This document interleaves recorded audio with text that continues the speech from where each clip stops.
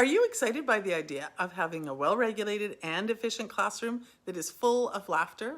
If you said yes, and who wouldn't say yes, then positive behavior intervention and support is otherwise known as PBIS is for you. So why affirmations? What is the positive reinforcement students need to thrive? Well, to start, I am not pretending to give you a course on PBIS today, but I am excited to share some stories of how affirmations, which is a part of PBIS, worked in my classrooms. So why affirmations? Because not only has research demonstrated it is a very effective positive behavior support, but it feels good too. So why is positive behavior support important? Simply put, a positive approach to behavior support creates a classroom environment that enables a student to feel safe and a part of the team, which allows each child to focus on learning. Affirmations are just one aspect of creating a positive classroom environment, and I will discuss other aspects in other blogs. In this video, we will focus on affirming youth using positive verbal feedback as the strategy. So once again, why affirmations? Because they are free, they are no prep, they're readily available, and you're going to be providing feedback anyways, so why not make it positive? What are some effective positive behavior support strategies when it comes to affirmations?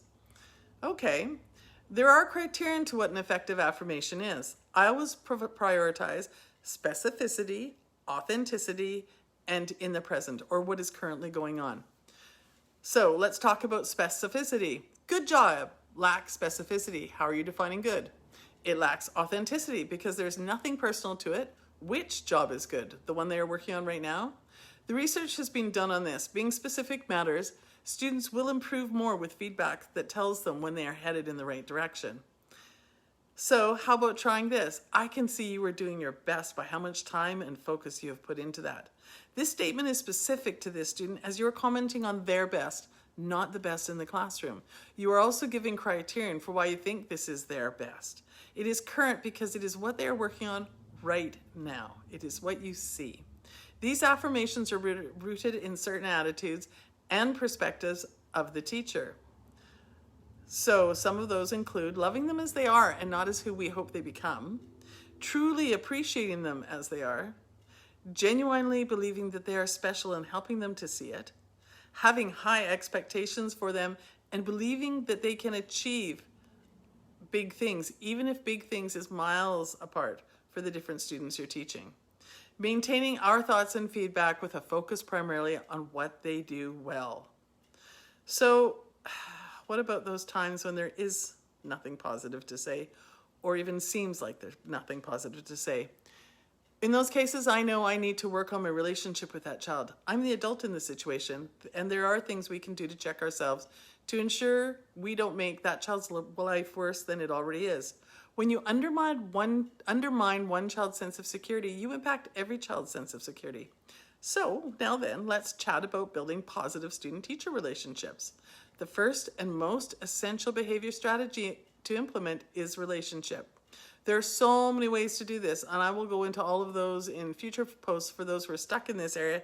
So one of the best and certainly one of the easiest strategies is one we'll talk about here, and that's just to simply spend 2 minutes a day for 10 school days with that tricky student. Yep, just 2 minutes.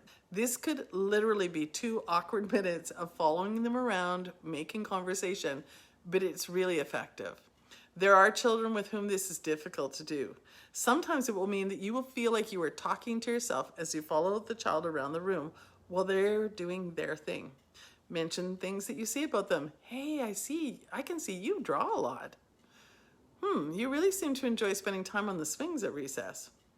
Mysteries seem to be your favorite books, and the list goes on. So notice these are not questions, which can be stressful for students.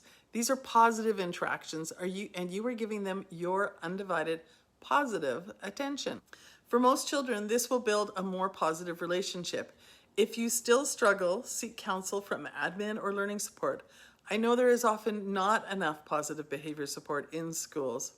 As a former learning assistance teacher, I am certain that in most schools, learning support is doing their best, but your student may still not have access to the support they need. In short, ask for help, follow advice, do some research, and practice self-care. And I will be sharing more on future blog posts. So, positive support strategies for more typical students involve much simpler affirmations for student success.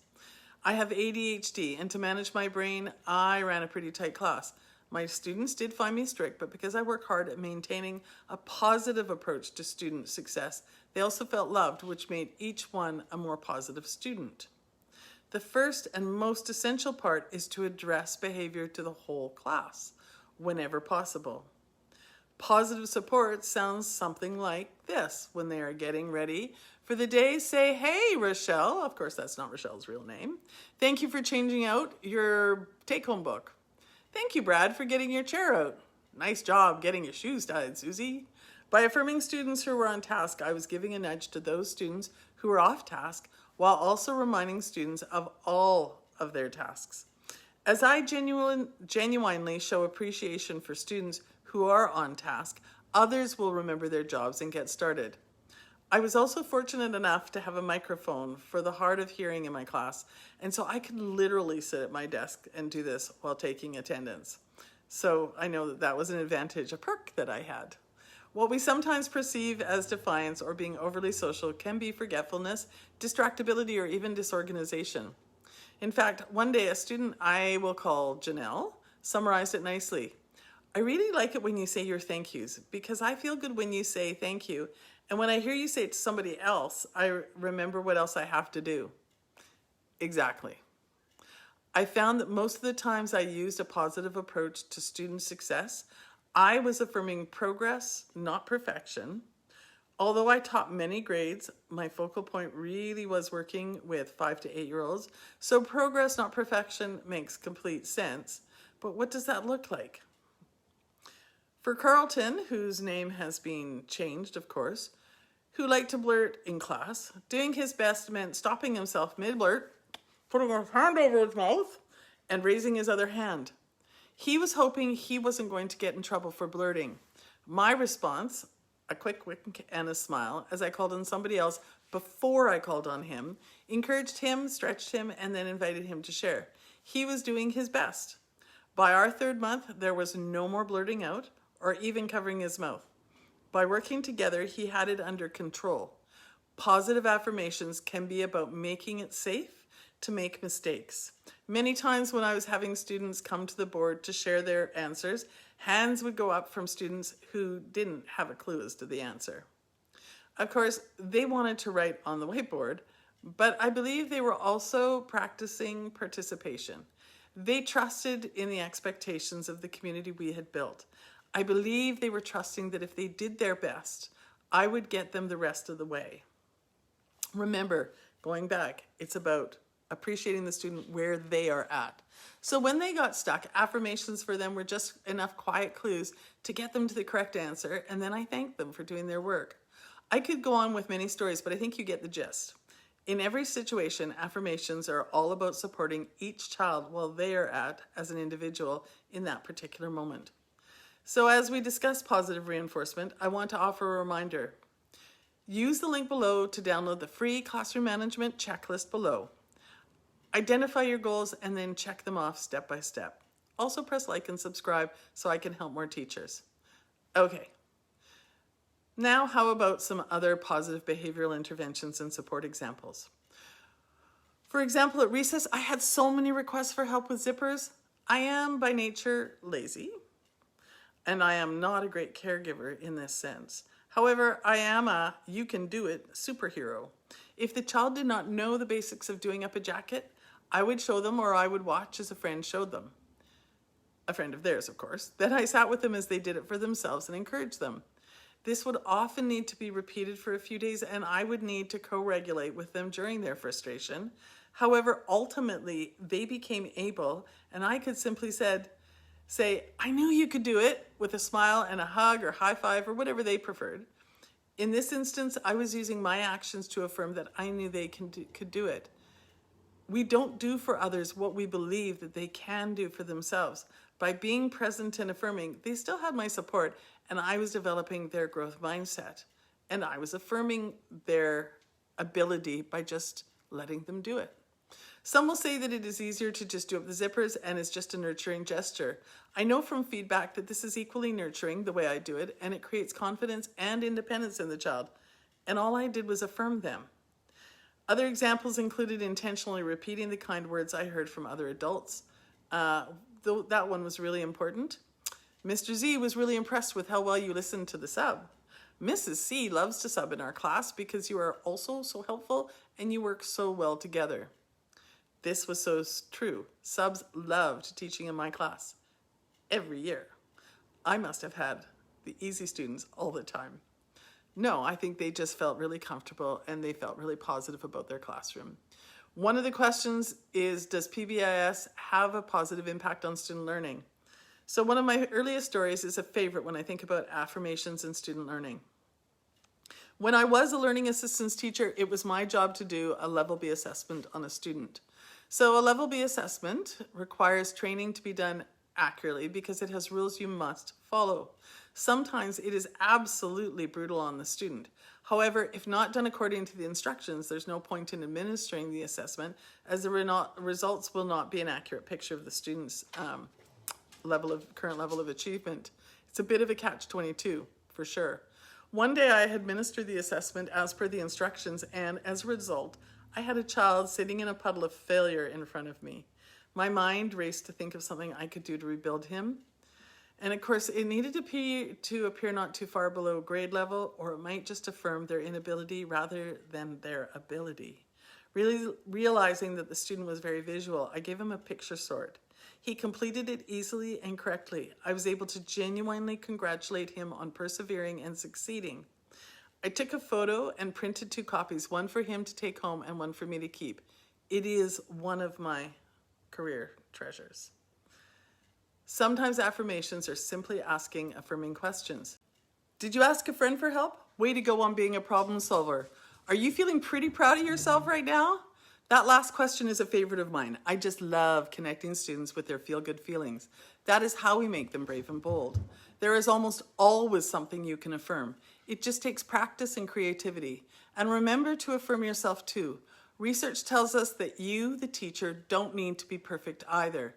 Do your best, which is not the same as being perfect. And remember that if you can achieve approximately 80% worth of affirmational comments, you are doing great. You also need to be affirmed, and some teachers will have a lovely community providing them with positive feedback, while others really don't. Take the time to affirm yourself. Yes, you will make mistakes, and I hope that you are reflecting on how to avoid those same mistakes in the future. However, I encourage you to step back each day and congratulate yourself on the steps forward you took today to become a better teacher. Don't wait. On those bad days where you feel like you are being critical or negative with the students, remember that research says the goal is 80% of the time. If you look at really good teachers who have been teaching for 30 years, you will see that they are still learning new things all the time. You can't wait to affirm yourself until you get it 100% right, because the day when you stop learning isn't coming, ever. You are unable to provide the positive reinforcement students need from an empty container. You need to affirm yourself. So, in summary, here is my positive affirmations checklist, the Coles Notes version kind of thing. So 1, nothing beats building a relationship with your students. 2, have strong boundaries and high expectations, and then enforce them with love and wisdom. 3, saying thank you to the student who is on task is often a gentle and effective reminder to a student who is off task. 4, remember that doing your best looks different for each child. 5, what we often perceive as defiance is simply a good choice that a student needs more frequent and supervised opportunities to practice. They love to hear you praise them. Seek help when and if you need it. This is positive reinforcement students need in order to succeed. It is not optional. 9, be gentle with yourself. You also need affirmations and support. Thank you for joining me today for this video on the positive reinforcement students need, and I hope you join me again soon. In the meantime, please share a question, connection, goal, or what affirmations look like in your classroom in the comments below. then I would be grateful if you would press like and subscribe and notify so I can help as many teachers as possible. Please visit me at my blog at engagingcuriosity.ca and download my free classroom management checklist below. Sign up for my newsletter at the link below. I would love to share with you on a weekly basis. And essentially I'll be sharing what I've posted, and in a video I'll show you what the content is so you can determine whether or not it's something you need, just to make your life a little simpler. Okay, thank you so much. See you soon.